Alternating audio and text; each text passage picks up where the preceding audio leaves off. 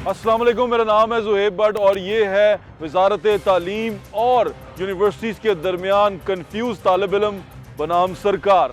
Corona virus की वजह से तालिब इल्म कन्फ्यूज़ होकर रह गए हैं। कन्फ्यूजन जो सी है वो वज़ारत तालीम और यूनिवर्सिटीज़ में एडमिशन के हवाले से है। वो कन्फ्यूजन आज के प्रोग्राम में दूर करने की कोशिश करेंगे। आपको वज़ारत तालीम वज़ीर तालीम मुराद रास साहब से भी बात करवाएंगे और उसके बाद बात करेंगे यूनिवर्सिटीज़ के रजिस्ट्रार से या वाइस चांसलर से भी, कि वो हमें बताएं कि जनाब ये क्या स्टोरी चल रही है, क्या सिचुएशन हो रही है और अब हम उसके बारे में क्या कर रहे हैं। हमें कुछ समझ नहीं आ रहा, ना बच्चों को समझ आ रहा है कि जब हमारे नंबर जो सी मार्किंग है वो लगेगी फर्स्ट ईयर के ऊपर 3% के ऊपर, तो आगे हमारे नंबर कितने आएंगे और वो नंबर जो से हैं वो यूनिवर्सिटीज़ एक्सेप्ट करती हैं कि नहीं करती। क्योंकि ये बड़ा क्रूशल टाइम होता है। इंटरमीडिएट का पेपर देने के बाद बच्चा जो सा होता है वो डिसाइड करता है कि उसने कौन सी फील्ड लेनी है, किस फील्ड को चुनना है और किस प्रोफेशनल डिग्री में जाना है, किस प्रोफेशनल सब्जेक्ट में जाना है। तो वो तमाम चीज़ें बच्चे के ज़हन में चल रही होती हैं। उसके दरमियान में उसको एक और कन्फ्यूजन में डाल दिया गया है। तो कोशिश करेंगे कि आज के प्रोग्राम में बच्चों की ये कन्फ्यूजन दूर कर दें। हमारे साथ रहिए। जी नाज़रीन, इस वक्त हमारे साथ मौजूद हैं वज़ीर तालीम पंजाब डॉक्टर मुराद रास साहब। अस्सलाम वालेकुम सर, कैसे हैं आप? बिल्कुल ठीक ठाक हैं, बहुत शुक्रिया सर। प्रमोशंस हो गई हैं बच्चों की कोरोना वायरस की वजह से। उन प्रमोशंस का जो क्राइटेरिया है वो पहले थोड़ा सा बच्चों को एक्सप्लेन कर दें। मैं चाहता हूँ कि आपके मुंह से सुने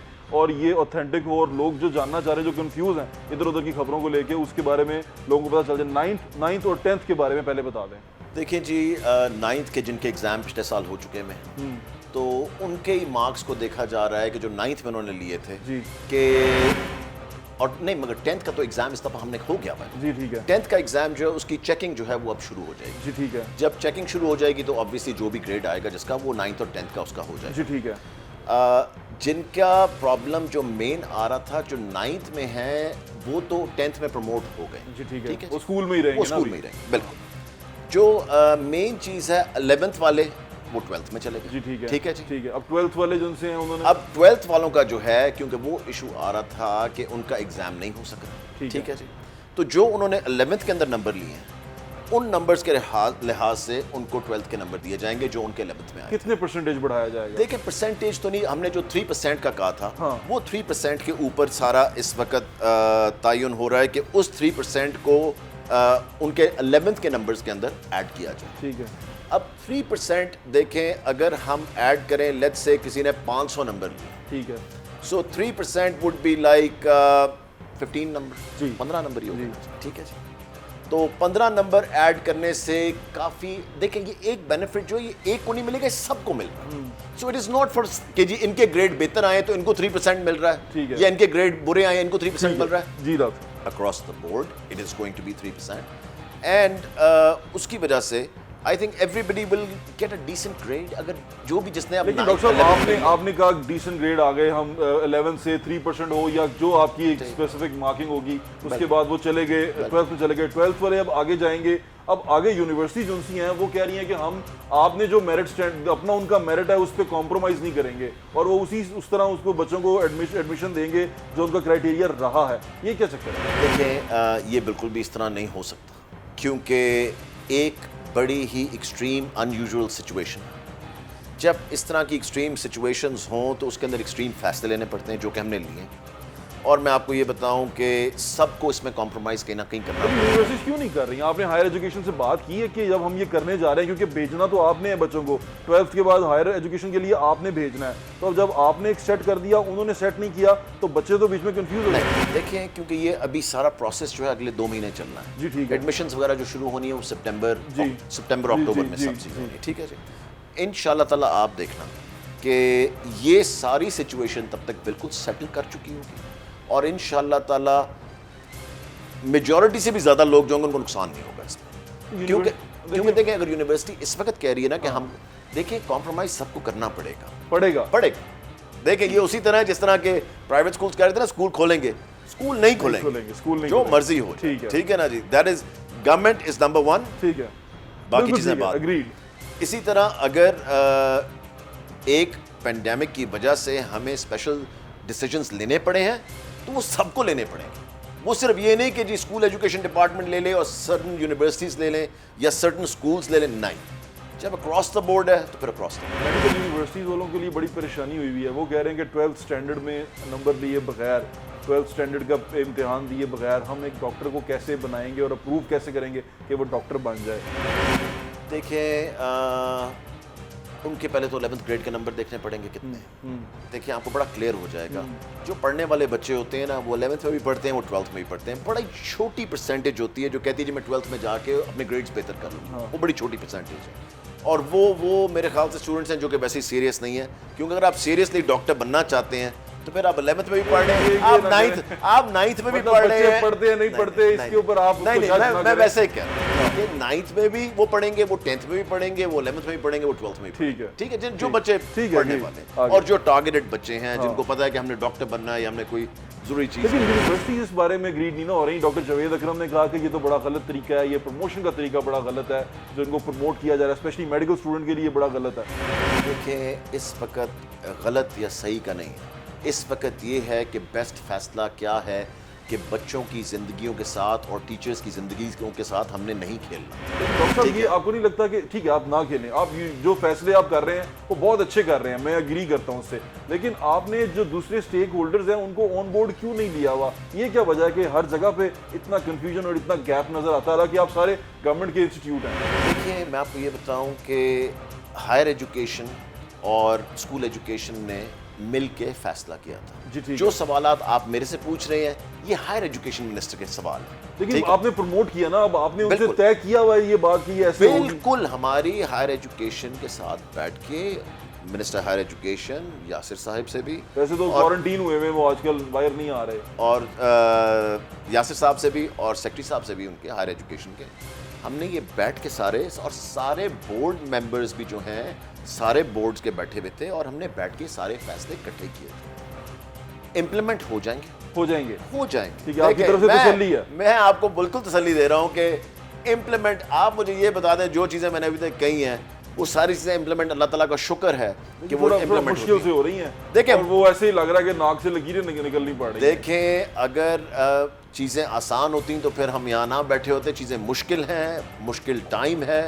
मुल्क के ऊपर मुश्किल टाइम है, लोगों के ऊपर मुश्किल टाइम है, पेरेंट्स के ऊपर, स्टूडेंट्स के ऊपर, टीचर्स के ऊपर, मिल के सबने ये प्रॉब्लम सॉल्व करनी है और आप देखना इंशाल्लाह ताला इसमें लोगों को प्रॉब्लम नहीं आएगी। ठीक है, थोड़ी परसेंटेज को हमेशा आती है। चलिए रैप अप कर देते हैं। अब आप बच्चों को ये बता दें, बच्चे आपको सुन रहे हैं कि 11th to 12th जो उनकी प्रमोशन होगी वो उसका क्राइटेरिया आपने कहा कि 2 महीने के अंदर क्लियर होगा, अभी क्लियर नहीं है ये बात है? नहीं, वो 11th का जो 11th से 12th में 12th से आगे ग्रेजुएशन के लिए वो 3% वाला जो है वो हम बैठ के सेटल कर रहे हैं, सेटल हो चुका हुआ है विद यूनिवर्सिटीज। ठीक है जी, आप कर रहे हैं? बिल्कुल ठीक है, किसी को टेंशन लेने की जरूरत नहीं है। Everything is very clear. जो नोटिफिकेशन आया था उसके अंदर बहुत डिटेल नोटिफिकेशन था। ठीक है, और वो सब चीजें हो गई नहीं है। ठीक है, आप जो मेरे से बात कर रहे हैं वो नोटिफिकेशन से अलावा मेरिट की बात कर रहे हैं जो यूनिवर्सिटीज का। ठीक है जी, ठीक है, क्योंकि जो नोटिफिकेशन अंदर प्रमोशन का है from 9 to 10th, from 11 to 12 और आगे का वो बड़ा क्लियर। ठीक है, वो सब हो गया। ठीक है, जो मेरिट की बात है वो उस पर डिस्कशन अभी हायर एजुकेशन के साथ बैठ के हो रही है कि मेरिट को किस तरह सेटल डाउन करना है कि इन बच्चों को अकोमोडेट किया जा सके। ठीक है, thank you so much for your time doctor साहब, बहुत शुक्रिया सर। अभी एक क्राइटेरिया जो सा हुकूमत ने सेट किया है प्रमोशन का, यानी कि इंटरमीडिएट की प्रमोशन का। अब जो बच्चे प्रमोट होके आए हैं 12th स्टैंडर्ड का उन्होंने इम्तिहान नहीं दिया और उनको 11th स्टैंडर्ड के ग्रेड्स मिले हैं, तो आपकी यूनिवर्सिटी जो सी है वो किस तरह कैटर करेगी और आपका जो मेरिट लिस्ट है जब वो लगेगी क्या उसमें बच्चों को रिलीफ मिलेगा? क्योंकि कोरोना की वजह से उनकी तालीम का भी बहुत हर्ज हुआ है, तो क्या यूनिवर्सिटी जो सी है वो किसी किस्म का रिलीफ देगी बच्चों को? इस साल को लीनियंसी या और किसी किस्म की रियायत देने का कोई जवाज़ नहीं बनता, क्योंकि सब बच्चे एक ही सिचुएशन से गुजर कर आ रहे हैं और उन सब की पास आउट कंडीशंस जो हैं वो सिमिलर हैं। लिहाजा हम किसी एक बच्चे को दूसरे बच्चे पर फौकियत नहीं देंगे। इस सिलसिले में अलबत्ता एक बात का ख़ुसूसी ख्याल रखा जाएगा कि जब एडमिशन अगस्त और सितंबर में हो रहे होंगे तो उस वक्त जो लॉकडाउन की सिचुएशन है, उस वक्त जो कोरोना वायरस के फैलने का रिस्क है, उसके मुताबिक हम अपनी एडमिशन पॉलिसी को थोड़ा सा तब्दील कर लेंगे। ये मुमकिन है कि जिन डिपार्टमेंट में फ़ेस टू फेस इंटरव्यू होते थे उन डिपार्टमेंट में फ़ेस टू फेस इंटरव्यू ना हो बल्कि ऑनलाइन इंटरव्यूज़ हों। इसके अलावा मेजॉरिटी डिपार्टमेंट्स में मेरिट बेस पे ही एडमिशन होते थे और वो उसी तरह होंगे जिस तरह के पिछले सालों में। ये इंटरमीडिएट के बाद बच्चे जो से होते हैं उनकी बड़ी ख्वाहिश होती है कि वो मुख्तलिफ सब्जेक्ट्स में जाएँ, मुख्तलिफ सब्जेक्ट रखें और मुख्तलिफ सब्जेक्ट्स जो से उनके फेवरेट सब्जेक्ट जो से होते हैं उसमें जाते हैं वो। तो अभी क्या मैं यही जानना चाह रहा था कि अभी क्या मुख्तलिफ सब्जेक्ट्स में, जैसे कुछ आर्ट्स के सब्जेक्ट्स हैं, कुछ साइंस के सब्जेक्ट्स हैं, तो बच्चों को जिस तरह हुकूमत पंजाब की तरफ से ये कहा गया है कि बच्चे जो उनसे हैं वो प्रमोट हो जाएंगे, अब वो प्रमोट हो गए हैं और उनको 3% या जितने भी परसेंट वो उन्होंने मार्कशीट बनाई है वो उसको मिल रहे हैं, नए नंबर मिल रहे हैं, तो उस नंबर के ऊपर आकर आप किसी भी सब्जेक्ट में या किसी आर्ट्स में या साइंस में कोई स्पेशल रिलीफ या ऐसा करेंगे कि मेरिट लिस्ट अपनी पहले से कम बनाएं या मेरिट लिस्ट जो सी है उसको चेंज किया जाए हर साल की तरह, यूजुअली जैसे आप बनाते हैं उसको उस तरह ना बनाया जाए, थोड़ी सी लीनियंसी दिखाई जाए, ऐसा होगा मेरिट लिस्ट बनाने में? जी, ये बहुत इंटरेस्टिंग क्वेश्चन है और इसका जवाब बिल्कुल साफ शफाफ है कि मेरिट इस साल भी BA BS ऑनर्स के बच्चों का उसी तरह बनेगा जिस तरह के पिछले सालों में बनता रहा है, क्योंकि ये तमाम बच्चे एक ही किस्म की सिचुएशन से गुजरकर हमारे पास एडमिशन के लिए आ रहे होंगे और वो अपने पसंदीदा सब्जेक्ट्स में एडमिशन फॉर्म जमा कराएंगे और हम जितनी सीट्स उस सब्जेक्ट में, उस प्रोग्राम में अवेलेबल होंगी, उन सीट्स की बिना पर मेरिट का तयन करेंगे। ये बिल्कुल उसी तरह है कि जिस तरह पिछले सालों में होता था। सर, अभी एक क्राइटेरिया जो है हुकूमत ने सेट किया है प्रमोशन का, यानी कि इंटरमीडिएट की प्रमोशन का। अब जो बच्चे प्रमोट होके आए हैं, 12th स्टैंडर्ड का उन्होंने इम्तिहान नहीं दिया और उनको 11th स्टैंडर्ड के ग्रेड्स मिले हैं, तो आपकी यूनिवर्सिटी जो सी है वो किस तरह कैटर करेगी और आपका जो मेरिट लिस्ट है जब वो लगेगी, क्या उसमें बच्चों को रिलीफ मिलेगा? क्योंकि कोरोना की वजह से उनकी तालीम का भी बहुत हर्ज हुआ है, तो क्या यूनिवर्सिटी जो सी है वो किसी किस्म का रिलीफ देगी बच्चों को? पंजाब यूनिवर्सिटी ने भी अपनी एडमिशन पॉलिसी तकरीबन फाइनल कर ली है और ये उन गाइडलाइंस की रोशनी में है जो हायर एजुकेशन कमीशन और पंजाब गवर्नमेंट ने हमें दिया है और इंशाअल्लाह वक्त पर हम इन दाखिलों को शुरू करेंगे और ऑनलाइन एडमिशन्स होंगे और जो गवर्नमेंट ऑफ पंजाब की गाइडलाइंस हैं उसमें फ़र्स्ट ईयर की बेसिस पे FA की बेसिस पे हम इनके एडमिशन्स करेंगे। ऑलमोस्ट फाइनल स्टेज में है और इंशाल्लाह हम we will try our level best कि हम इसमें भी जितना हद तक पॉसिबल है उन बच्चों को फैसिलिटेट करें। टीवी पे ऑनलाइन क्लासेस तो हमारी हो रही हैं, लेकिन उस बस सही है, कोई फ़ायदा नहीं है हमें। क्यों, क्या करते हैं वो? बस हमें असाइनमेंट्स ही बनानी है ना, और जब वो सबमिट ही नहीं होनी तो फ़ायदा। असाइनमेंट बनानी है और वो सबमिट ही नहीं, फ़ायदा तो बच्चे पूछेंगे।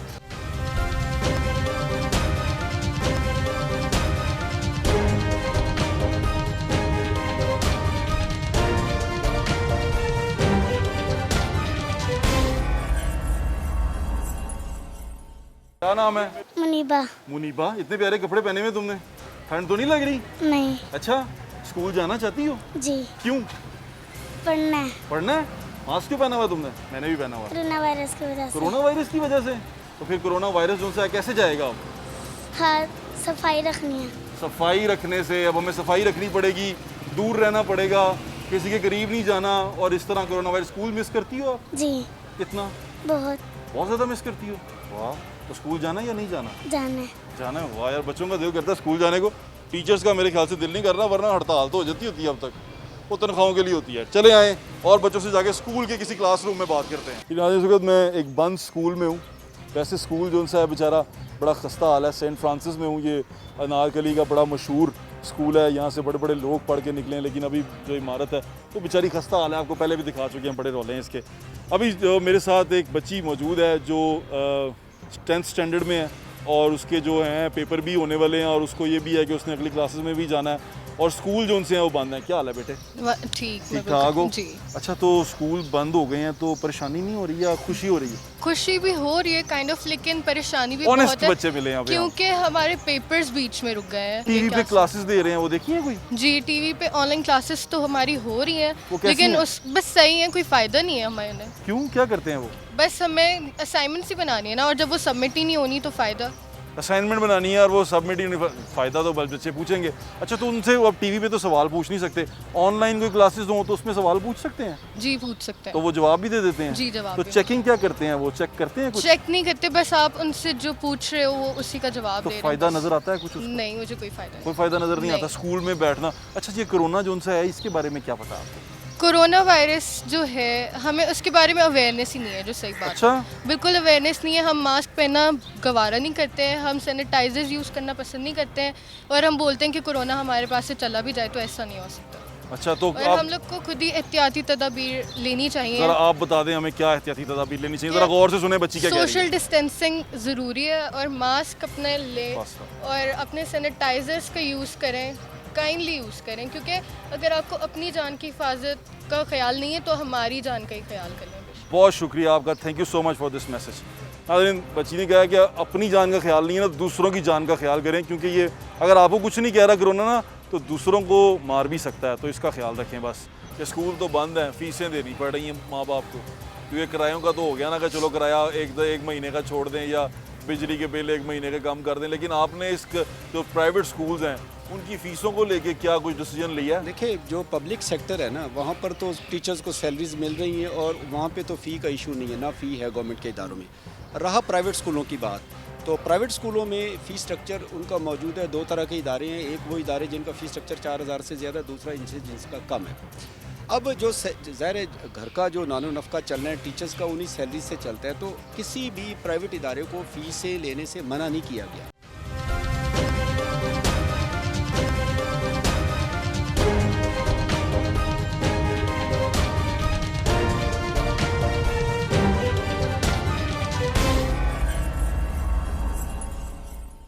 जिनाज़ के साथ मौजूद हूँ डिस्ट्रिक्ट एजुकेशन अथॉरिटी के ऑफिस में, और CEO साहब परवेज़ अख्तर साहब मेरे साथ मौजूद हैं। अस्सलाम वालेकुम सर, कैसे हैं आप?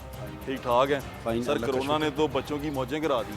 जहाँ तक बात है कोरोना की, ये तो सिर्फ पाकिस्तान के लिए तो है नहीं, ये एक इंटरनेशनल लेवल पर, और इसके लिए इवन कोई प्रिकॉशनरी मेजर्स को international level as such as sudden जिस तरह ये हुआ है, तो बड़ी बड़ी डेवलप्ड कंट्रीज़ इसके आगे बैठ गए हैं, तो हम लोग तो बहुत पीछे हैं अभी।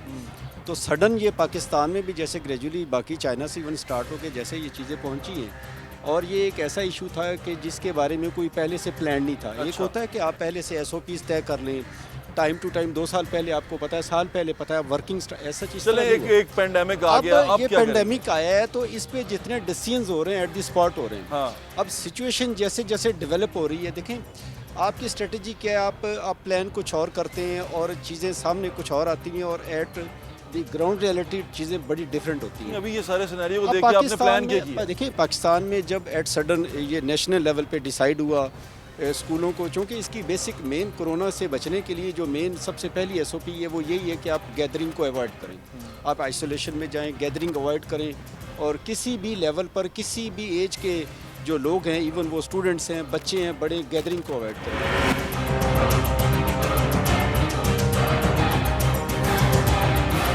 तो सर वो तो हमारे यहाँ तो है ही मैं तालीम, जैसे एक तालीमी साल इस पे देखें, तालीमी साल का हर्ज हुआ है ना, अब उसको कूप कैसे अभी करें? अभी आप साल ना कहें, क्योंकि अभी ये जो पीरियड चल रहा है इसको हम काउंट कर रहे हैं समर वेकेशंस में। अच्छा। अल्लाह करे को ऐसे हालात बन जाएं, आने वाले दिनों में ऐसे हालात बन जाएं कि हम स्कूल खोलने के काबिल हो जाएं, तो ऐसे हालात बनते हैं, कोई ऐसी SOP सेट हो जाती है कि इदारे खुलते हैं, तो रिकवरी तो यकीनन होगी, लेकिन डेफिनेटली आपकी रिकवरी प्लान क्या है? देखिए, स्टूडेंट्स की सेहत सबसे पहले है, उनकी सेहत, उनकी जान सबसे सर, पहले। रिकवरी प्लान क्या है? रिकवरी प्लान सारे का सारा as per government direction at the spot आपको मिलेगा, डिपेंड करता है कि आगे आपकी बनता तरफ क्या से है। सजेशन गए? देखिए, हम लोग सारे मिल के इस पे काम कर रहे हैं, लेकिन इनिशियली बुनियादी तौर पर इशू ये है कि नेशनल लेवल पे डिसीजन क्या होता है, जैसे इदारे अभी खोलने हैं कि प्रमोशन, नहीं अभी खोलने। क्लास देखिए, प्रमोशन दोनों होनी थी, अपनी क्लासेस में जाना था। बहुत सारी चीज़ें हैं, बच्चों के एग्जाम्स हैं, हमने किड होमवर्क हमने दिया हुआ बच्चों को, कौन से एग्जाम्स पे हमने इनको प्रमोट करना है, डिसीजन अंडरटेकिंग है। उसके बाद हमने एग्ज़ाम लेने हैं कि नहीं लेने, कब क्लास वर्क स्टार्ट होता है, क्लास वर्क किस नौइयत का स्टार्ट होगा, कितनी गैदरिंग हम कर पाएंगे, कितनी देर के लिए स्कूल खोल पाएंगे, एज सच बिल्कुल वो रेगुलर जो रूटीन्स है स्कूलों की वो कब तक हो पाएगी, ये सारी चीज़ें आपकी वेरी करती हैं eight the spot ground reality के मुताबिक कि आपका ये एपिडेमिक जाता कहाँ पे है। हमें अगर ऐसा मौका मिले, हालात अल्लाह करे कल बेहतर हो जाएं और ऐसी सूरत हाल बन जाए कि आप हमारे स्टूडेंट्स उनकी सेहत महफूज है, तो हम परसों इदारे खोल लेंगे। अच्छा, अब एक और बड़ा सिनेरियो चल रहा है कि स्कूल तो बंद हैं, फीसें देनी पड़ रही हैं माँ बाप को, क्योंकि किरायों का तो हो गया ना कि चलो किराया एक महीने का छोड़ दें या बिजली के बिल एक महीने के कम कर दें, लेकिन आपने इस जो प्राइवेट स्कूल्स हैं उनकी फ़ीसों को लेके क्या कुछ डिसीजन लिया है? देखिए, जो पब्लिक सेक्टर है ना, वहाँ पर तो टीचर्स को सैलरीज मिल रही हैं और वहाँ पे तो फ़ी का इशू नहीं है, ना फ़ी है गवर्नमेंट के इदारों में। रहा प्राइवेट स्कूलों की बात, तो प्राइवेट स्कूलों में फ़ीस स्ट्रक्चर उनका मौजूद है। दो तरह के इदारे हैं, एक वो इदारे जिनका फ़ीस स्ट्रक्चर 4000 से ज़्यादा, दूसरा इनसे जिनका कम है। अब जो ज़ाहिर है घर का जो नानो नफ़का चलना है टीचर्स का उन्हीं सैलरी से चलता है, तो किसी भी प्राइवेट इदारे को फ़ीसें लेने से मना नहीं किया गया। बट उसमें जो गवर्नमेंट का डिसीजन है, जो कि गवर्नमेंट ऑफ पंजाब का एक ऑर्डिनेंस है 20% डिस्काउंट का, वो लॉजिकल भी है। लॉजिकल इस तरह है कि जब आपका इंस्ट्रक्शनल वर्क इदारों में कंटिन्यू है और वो चल रहा है, तो आपके बहुत सारे ऐसे अखराजात हैं लाइक दैट यूटिलिटीज़ के बिल हैं, जब बच्चे क्लासों में बैठे हैं उनके ड्रिंकिंग वाटर है और बहुत सारे डेली वेजेस के काम हैं, इस तरह के जो एक्सपेंडिचर होते हैं वो आपकी सेविंग में जा रहे हैं। आजकल चूँकि क्लास वर्क नहीं है, फ़ी तो पेरेंट्स ने पे करनी है, बट उसमें 20% डिस्काउंट गवर्नमेंट ऑफ पंजाब ने इसीलिए किया है कि 20% डिस्काउंट के साथ पेरेंट्स फ़ी पे करें, क्योंकि ये फ़ी इसलिए ज़रूरी है कि उन इदारों में जो टीचर्स काम कर रहे हैं ये फ़ी पे होगी तो उनको सैलरी मिलेगी। तो अभी आप कमिश्नर साहब के साथ मीटिंग करने भी जा रहे हैं, क्या किस इशू पे कर रहे हैं? वो जो फीस जो सी है दोबारा 2007-17 वाला? नहीं, वो तो फ़ीस स्ट्रक्चर लाहौर में नोटिफाई हम कर चुके हैं कि 2017 वाला मेरे ख्याल से 2017 की बेस लाइन है।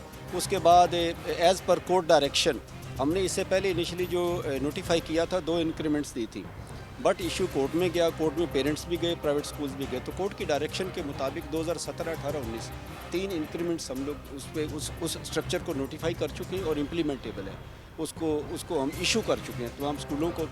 तो फर्दर ये है कि 20% डिस्काउंट का है कि वो इंश्योर कर रहे हैं कि तमाम बिग चेन्स ने, तमाम स्कूलों ने, इसमें मैं मतलब अप्रिशिएट करूँगा हमारे तमाम जितनी प्राइवेट सेक्टर के प्राइवेट स्कूल्स हैं, चेन्स हैं, उन्होंने इस नोटिफिकेशन से पहले इसको ऑन किया और मेजॉरिटी ने मोर देन 95 और 6% उन्होंने 20% डिस्काउंट किया और उसी 20% डिस्काउंट के साथ वोचर्स इशू और लोग पे कर। अच्छा, आखिरी सवाल, बच्चे देख रहे हैं, बच्चे आपको सुन रहे हैं, क्योंकि ये आज का शो बच्चों के लिए ही है।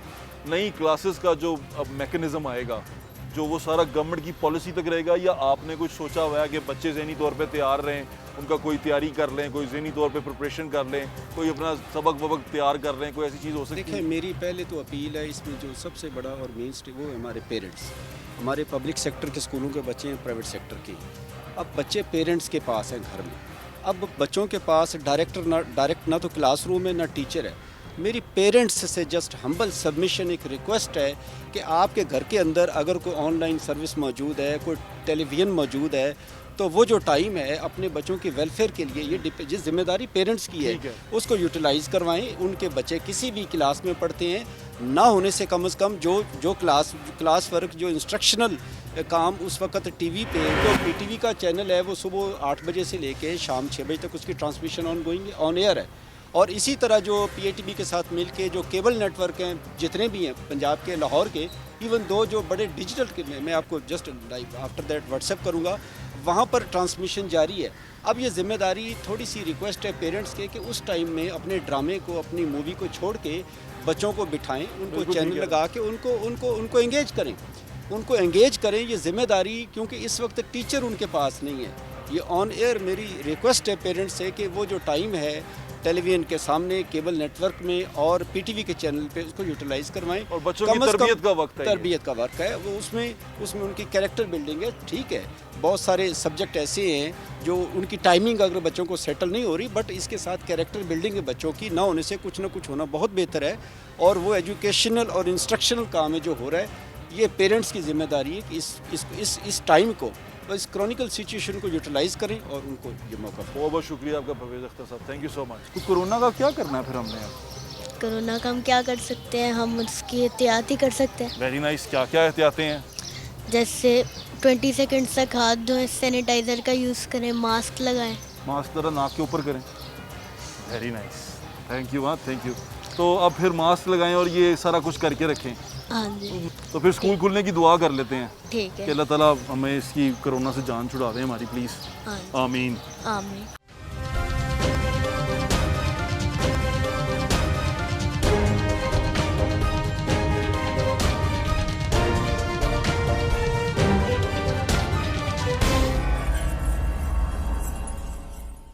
हमारी नन्ही दोस्त आई है अनुषे हमसे बात करने के लिए, लेकिन अब हम ज़रा एक लेवल पे आना चाहते हैं। ऊपर से सीढ़ियाँ चढ़ के आए अनुषे, जानी ऊपर से आए। देखिए अनुषे जा रही है और वो सीढ़ियाँ चढ़ के आएगी। Very nice. अब आप मुझसे बड़ी हो गई हो या मुझसे छोटी? वो मुझसे बड़ी हो गई हो तुम। क्या नाम है तुम्हारा? अनुषा क्या नाम है तुम्हारा? कौन सी क्लास में पढ़ती हो? 1 में? अभी सिर्फ 1 में हो तुम? इतनी बड़ी हो गई हो। ये मास्क क्यों पहना हुआ? कुछ कहा है तुमने? मास्क क्यों पहना हुआ है? अच्छा ठीक है, मैं कुछ नहीं कहूँगा। डर तो नहीं लग रहा मुझसे? नहीं। फिर चलो जाओ, अपने घर जाओ। बच्ची डर गई है। लेकिन बच्चे जो उनसे हैं वो आ रहे हैं, बारी बारी सबको बुलाया हमने। अभी हमारे 2 दोस्त और आए हुए हैं। आ जाओ जानी। वेरी नाइस, अस्सलाम वालेकुम। कैसे हैं आप? मैं ठीक। ठीक है, तबीयत ठीक है? केक हाँ लगा जी, लें, सिर्फ थक गए हम। स्कूल तो बंद पड़े हैं, हाँ जी। तो फिर खुशी है या दुख है? खुशी भी है। हाँ, खुशी भी है। खुशी भी है। हाँ जी। कैसी खुशी? कि स्कूल बंद है। स्कूल बंद? मेरे जैसा स्टूडेंट आप मिल गया नाजरीन हमें, जिसको स्कूल बंद होने की खुशी होती है। तो फिर अब क्या यार, बंद ही रहने दें इसको? नहीं, खुले भी चाहिए। हाँ, खेल कूद भी बंद हुआ है ना। हाँ जी। घर में तो फिर कोई वो जू भी नहीं खुला, कुछ भी नहीं खुला। तो कोरोना का क्या करना है फिर हमने अब? कोरोना का हम क्या कर सकते हैं? हम उसकी एहतियात ही कर सकते हैं। Very nice. क्या क्या एहतियातें हैं?